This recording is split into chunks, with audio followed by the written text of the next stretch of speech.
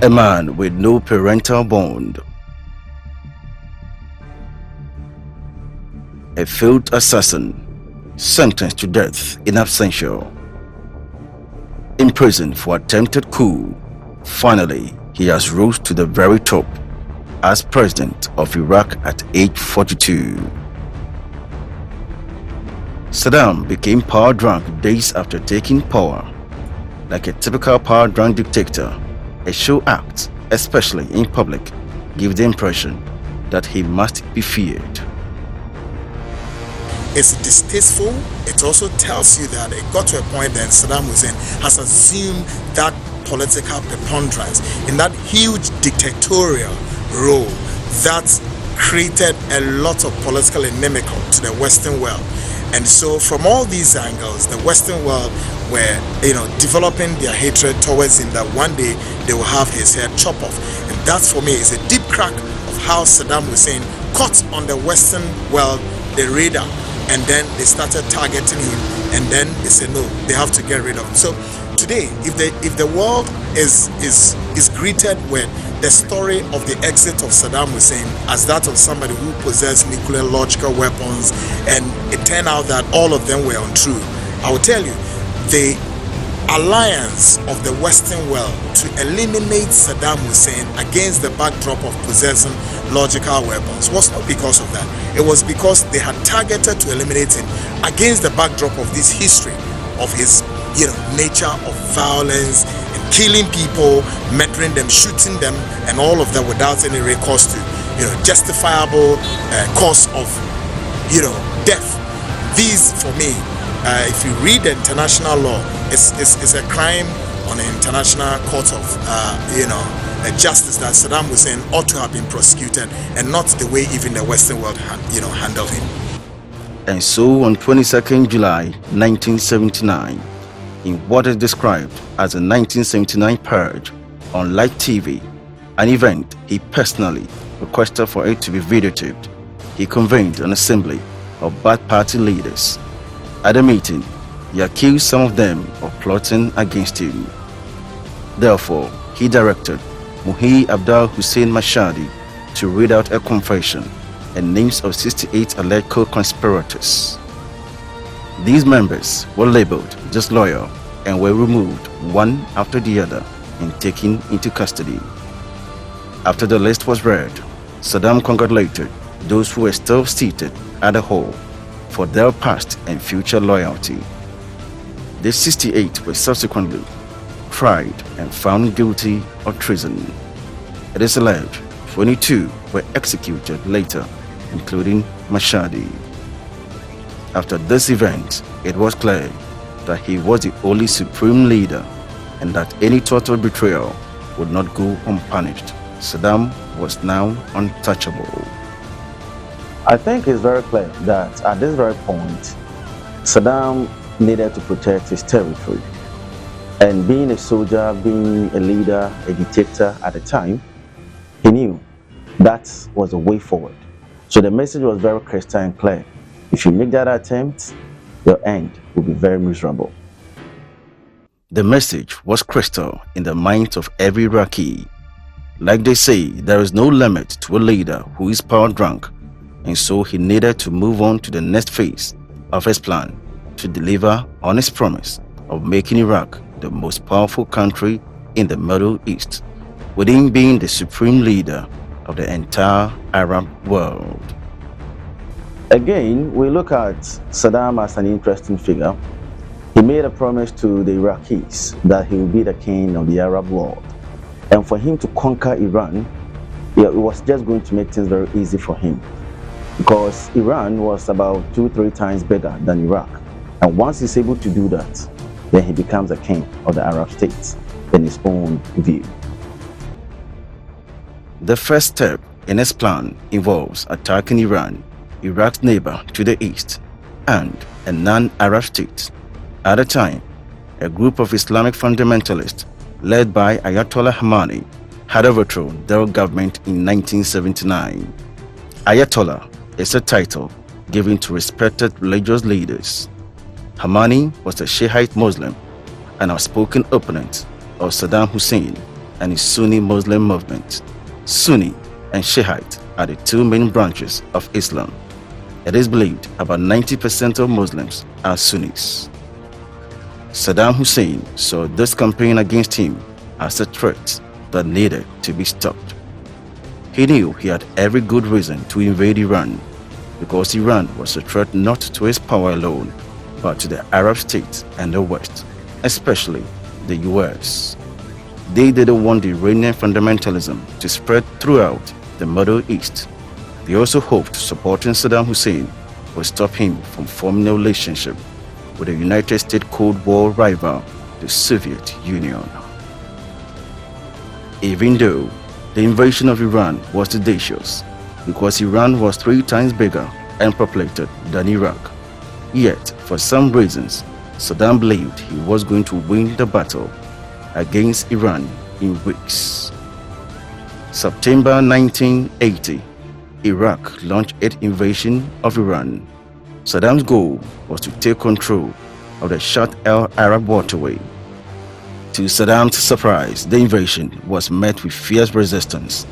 His troops were pushed back with hundreds of thousands of his soldiers losing their lives, and the rest being captured.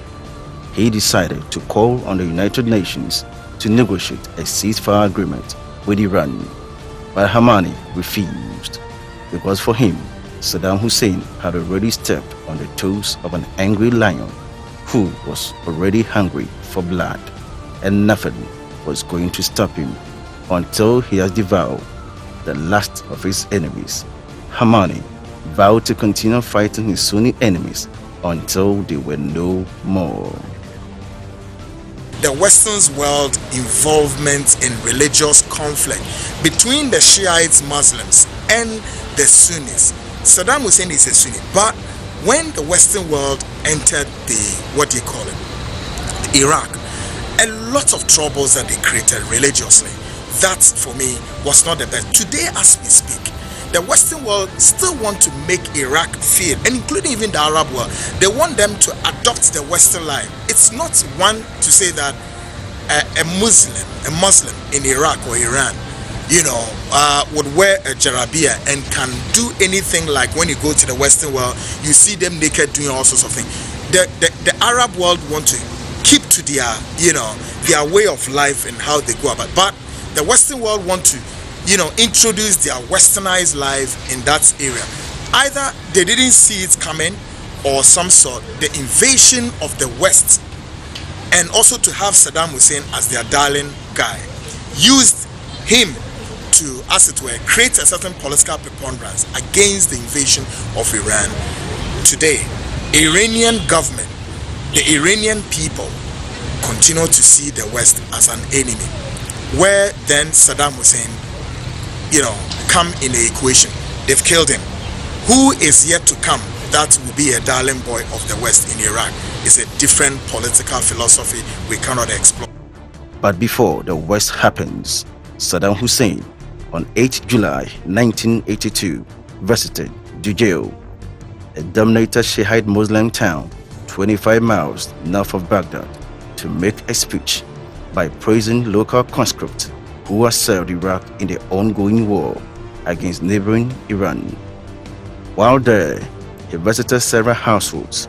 On his return to the capital, Baghdad, an assassination attempt was made on his life, as dozens of gunmen opened fire on his motorcade, killing 2 of his bodyguards before fleeing on foot.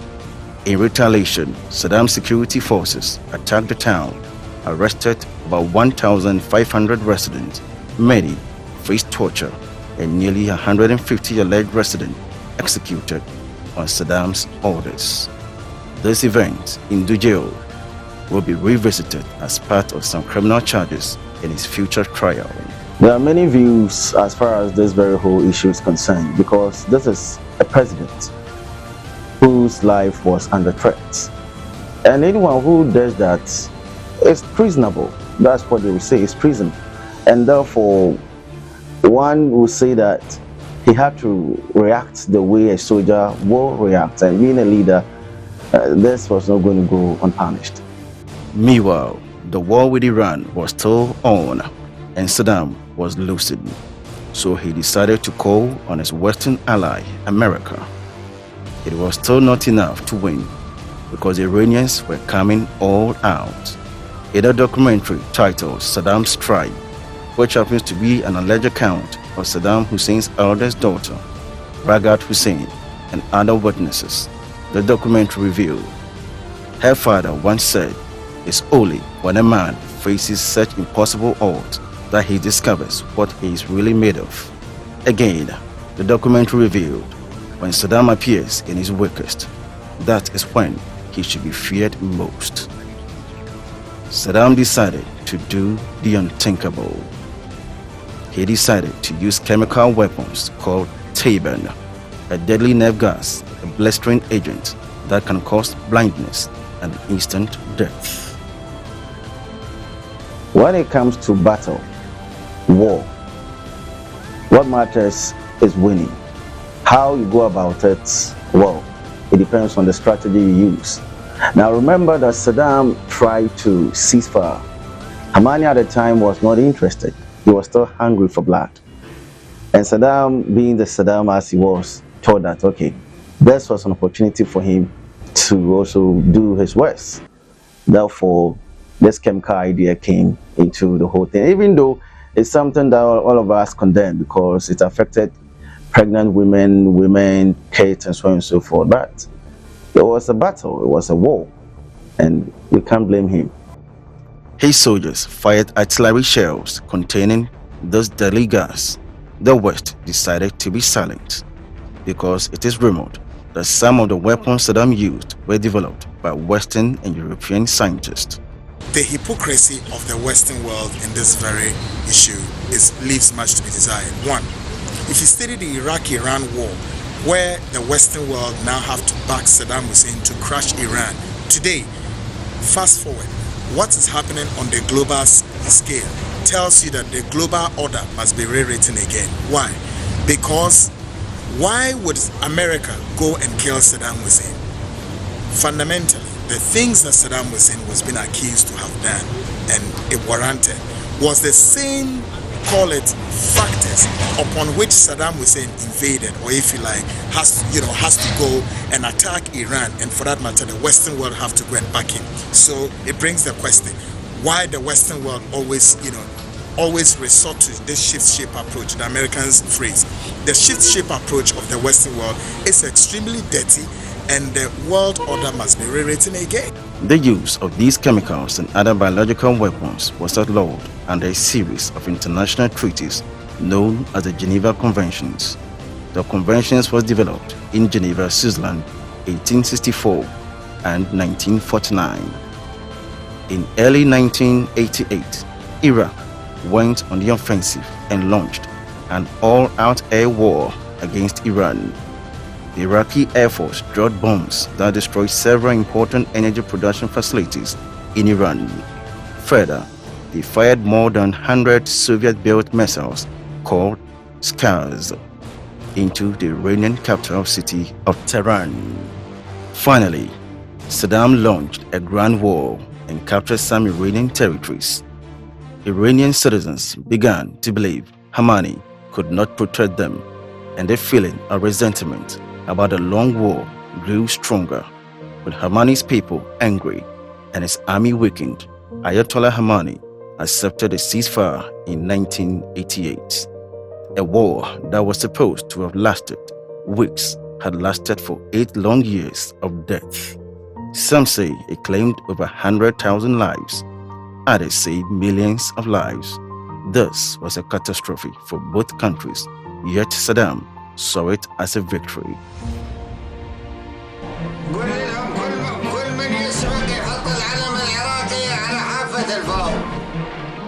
The Western world must understand one thing, that they cannot continue to meddle in the global politics, in the dynamics in the Western world, in the Arab world, where look at the overthrow of even the Ayatollah Khomeini. It gives much credence that what happened in the overthrow was also against the backdrop of certain exploitation of the Western world in Iran Kuwait, Iraq, and other parts of the Arab world. And this kind of global political hegemony of the West must be demystified. It is much boring, it is very disturbing, and it is too troubling. America can be the world police to police global pillars. But much as we say this, the West must also understand that, hey, it isn't all the time that it will go to their advantage. We've come to know this in international diplomacy, that America continued to maintain its foreign policy. That, hey, after us, it's all about interest and not permanent friends and all of that. Why do you always want to use somebody as a gap or a stepping stone to something, and then after that the person is done? We can cite a lot of examples. Look, if you read the whole history, how America entered Panama, and then they have to go in alliance with Noriega. After using Noriega for so many other dirty stuff, then they have to, kill him. This, for me, it is too naked before the global eye that the Western world must change their foreign policy, their foreign dynamics, and foreign arrangements with other countries, not necessarily because they have to seek a certain permanency or otherwise, but it is about the real state of affair that all of us are human beings and we must play according to the cards. As soon as his troops came over, he turned them against his own people, the Kurds. The non-Arab Kurds of northern Iraq has spent decades struggling to gain their independence and established a homeland. Some Kurdish groups have supported Iran during the war, thus Saddam Hussein viewed as a threat to his power and betrayal, and therefore his army attacked the Kurdish villages with chemical weapons, killing thousands of people, including women and children. It is estimated thousands also fled Iraq and became refugees in Iran and Turkey. Again, the West kept silent. Now, this very story, with the situation with the Kurds, these were people who were parts of Iraq at the time. The battle was still on. He felt that these people needed to protect him, but rather they joined the enemies against him. And like they say, once you betray someone, there should be punishment. And he felt that he had to do the Saddam thing by, being hard on them and teaching them the lesson as a soldier. His victory over Iran made him to call himself son of the Babylonian king Nebuchadnezzar. He, however, rebuilt his own idea of the kingdom of Babylon and stamped the bricks of the ancient Babylon with his name and titles. If the ancient story of Nebuchadnezzar in the Bible is anything to go by, then it was no surprising how Saddam ended up. One thing interesting about dictators is that they seem to think they are gods. Everything about them, that mentality, many a time makes them to believe that they are gods. And so for him to choose Nebuchadnezzar as his ancient father, and looking at the biblical story from a Christian perspective, it was no surprising how Saddam ended up. Clearly, if you look at Nebuchadnezzar in the Bible, how he ended up and how Saddam ended up, I was not surprised. So one probably would think he was suffering from some mental state, or maybe you can conclude on many other things. But for me, every dictator at a point in time will feel like a god once he assumes power. And that, for me, made him to think he was going to build the ancient Babylonian kingdom. After the war, the economy of both countries were in ruins. Iraq has spent over $500 billion just because of bloodshed. On top of this, they were owing $80 billion to other countries. One of them was its tiny neighboring Arab nation, Kuwait. They had loaned Iraq billions of dollars during the war, and they needed it back. But he decided he was not going to pay, because the victory over Iran was not just a victory for his country, but for the entire Arab states in the Persian Gulf. What made him to make that decision? What even led to a Gulf War? For me, it was very wrong, because at this point, one could have concluded that he was becoming power drunk. And the heart was becoming darker and darker and darker, because he believed that, okay, now I've been able to conquer the Iranians. No one's going to stop me. Let me go all out and do what I can do to any other Arabic nation. So those that he was owing, those who assisted him financially, he felt that, okay, he was not going to pay, because whatever battle that he went in for and he won, he did that for the entire Arab state. But that was not the original deal, and therefore the act that he took by attacking Kuwait, for me, was very wrong.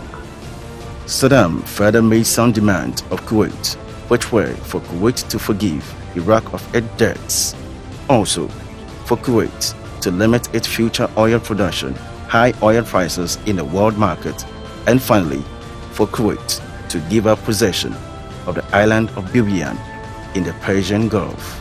Saddam Hussein, however, added, should Kuwait fail to meet these demands, he will invade. Therefore, Kuwait made some attempt to meet these demands. Unfortunately, while the negotiation was ongoing, Saddam Hussein invaded Kuwait in August 1990. One could have concluded that he was becoming power drunk and was becoming a warlord. He needed to be stopped. Because here's the case: you have won your battle. Why then do you still want to go ahead to fight other, nations and other states? For what? So for me, I will not be surprised. He was becoming a warlord at that point in time. This time, the West will not tolerate it. This will not stand, this aggression against Kuwait.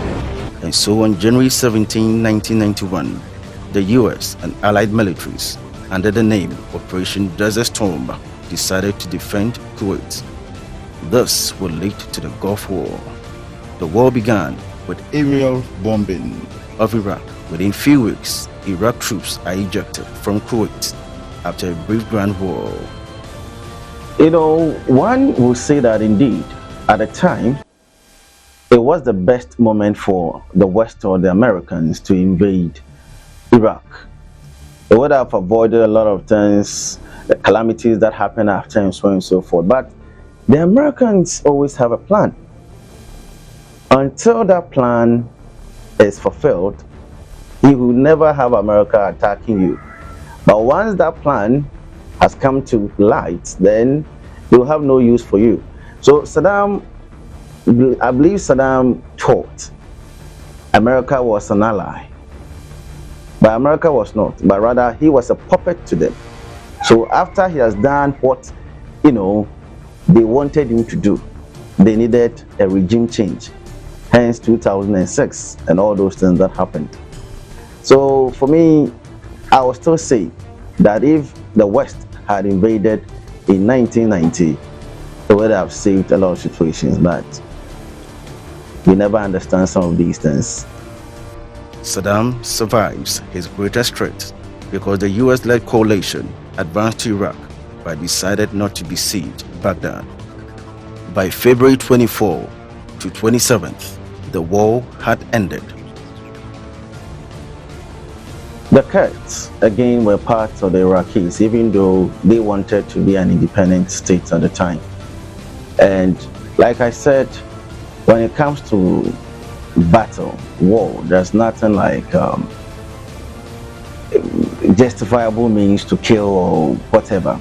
It has to do with either I kill you or you kill me. But I also want to put this thing very clear that there's no justification for taking a life out of the fellow human being. Anyone who does that is not worth even having his or her name being mentioned, to take a life of another human being. So in some of these cases, one will blame the people who made the attack because they felt that they were being oppressed, and one will also blame Saddam for using chemical weapons. Probably he could have used other angles, but it comes to the ultimate. Now when it comes to battles, when it comes to wars and so on and so forth, there's nothing like the best way to do this or that. It has to do with either I kill you or you kill me. And for me, Saddam being a soldier, decided to go with that option. March 1991. There was uprisings in the north. The Kurds rose against Saddam's rule. In the south, Shiite Muslims do the same. Saddam with his army crushed the rebellion. It is however rumored President Bush encouraged the revolt. The US did not intervene and he retained his power. From nothing he rose to the top, yet his pride was his downfall. He will be betrayed, and at the end, his dream to fulfill the wishes of his ancient father Nebuchadnezzar by rebuilding the Babylonian kingdom and his quest to be the leader of the Arab world will come to an humiliating end because he was power drunk. If you wish to support us to do more documentaries, kindly call us on +233 244 528066 or +233 542 978514. You can also contact us through our email at airforce2tv@gmail.com. Support us so we can bring you more educative and informative documentaries. Air Force 2, beauty with imperfection.